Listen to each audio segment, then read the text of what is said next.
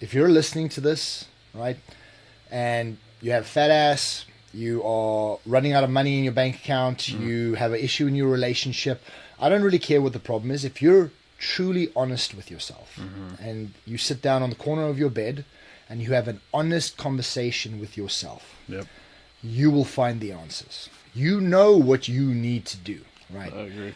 Over and above that, if you're somebody that's already kind of taken the steps to improve their life, yes, guidance is a great thing. And there's a lot of people who offer guidance, right? Gurus, motivational speakers. What I want to cover today is how to not get stuck into the dopamine hit that comes with people selling motivation, right? Because let's be honest, with social media and the amount of people you have, there's a lot of people who they hit on those emotional pain points and sell you a good story. You know, it's like watching Rudy and getting all revved up when he runs up on the field. But if you actually look back at Rudy's life, was pretty hard, right? You know, like the entire movie is that 3 to I think like 15 seconds he's on the field, right? Much. That kid literally killed himself for 15 seconds of fame. Now, it looks great on a film. Yeah. Right? It looks great on a film and it gives you motivation and you're going, oh, I'm going to go do what Rudy did. But watch the whole fucking movie. The kid fucking almost killed himself. Yeah. Right. So the point I'm making is how, and the only how I can give you is how do you transfer the information, the motivation that I need to make changes in my life? How do we transfer that into real world results? Yeah. Things that are tangible, things that I can go, okay, I've started this today. How do I stick to it? First of all, how do I stick to it? Let's take one step back. What is it that I should start with? Right. I'm going to lay this out. I think all the tenets of self-improvement are good. Mind, body, spirit, all of them are good, and you can each one has a dive point. But I feel training and nutrition, getting your ass back in shape for men, is always, it's the gateway. It's this particular, let's call it the gateway, the gateway tenet.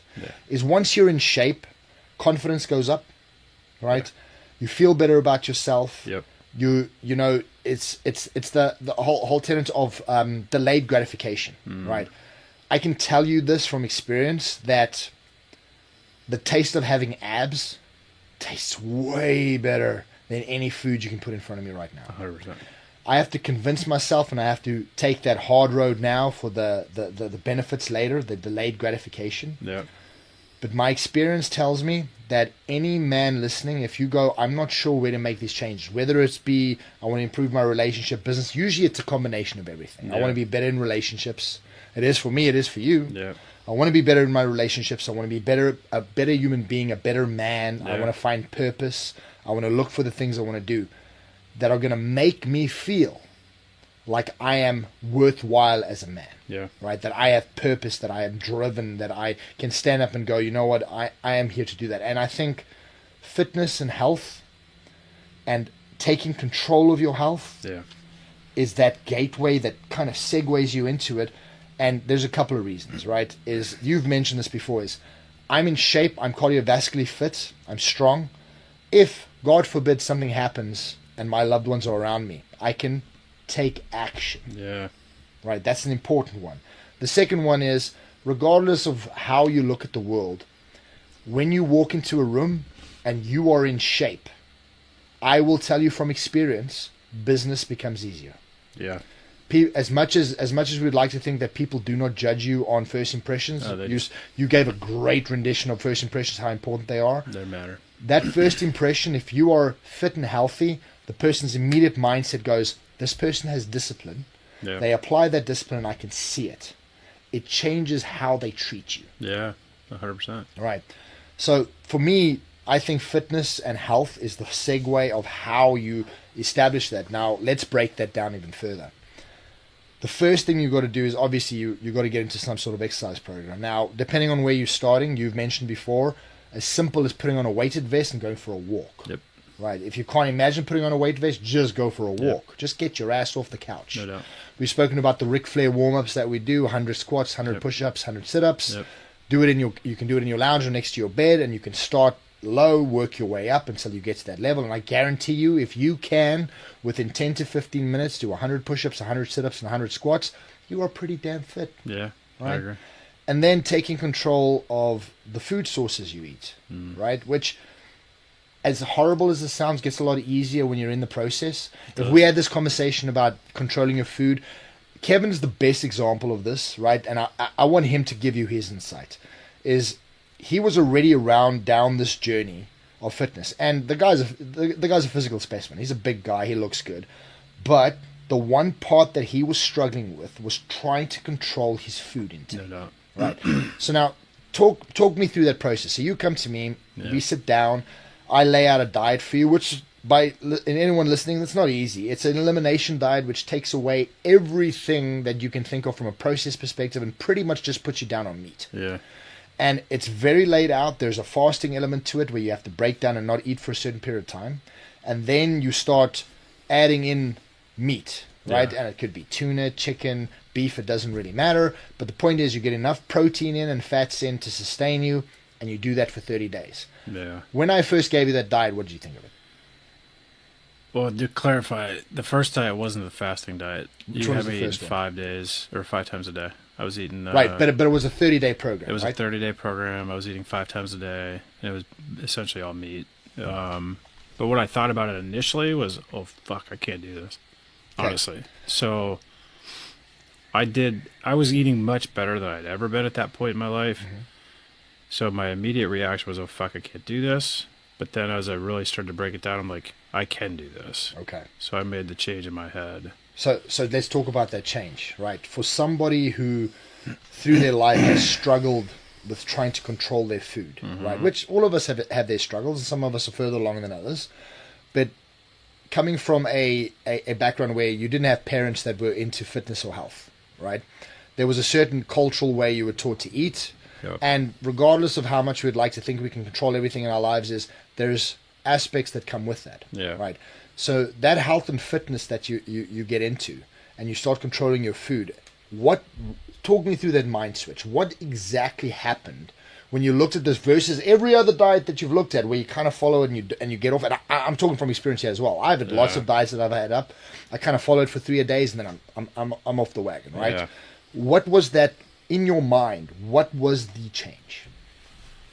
So I do want to clarify something for me personally, and this comes from my wife, Sam. I don't necessarily buy into diets in the sense of the word, like, hey, I'm going to go on a diet and eat nothing but salads. I believe in diet means that's my meal plan. Yes. Okay, so I do want to clarify that for listeners. That's a good point.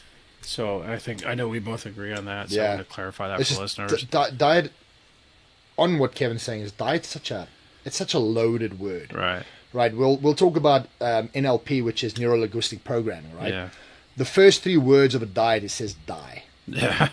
Literally, it says die, right? Diet. Yeah. Right, I'm going to die this thing. So Kevin makes a great point, and I try to rehash the word as much as possible and talk about eating plan, food choices.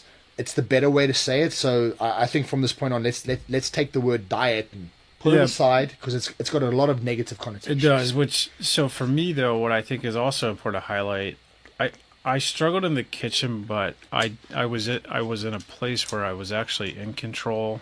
I was in a place where I do understand health and wellness and nutrition because of my wife and all that she's taught me over the years. And I generally ate clean.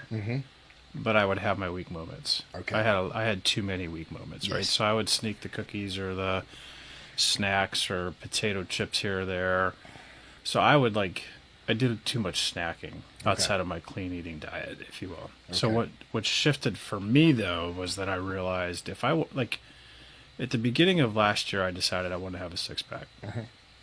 So we can say that, but to actually execute on that, like it's 2 different things, right? So I realized I have to be intentional with what I'm doing. I have to make this change. When I first saw the meal plan, I was like, shit, this is going to be hard to do. But I've already done hard things. I followed 75 Hard and actually achieved that program with flying colors.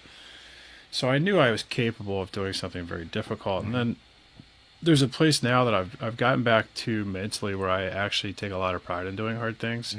I really enjoy it.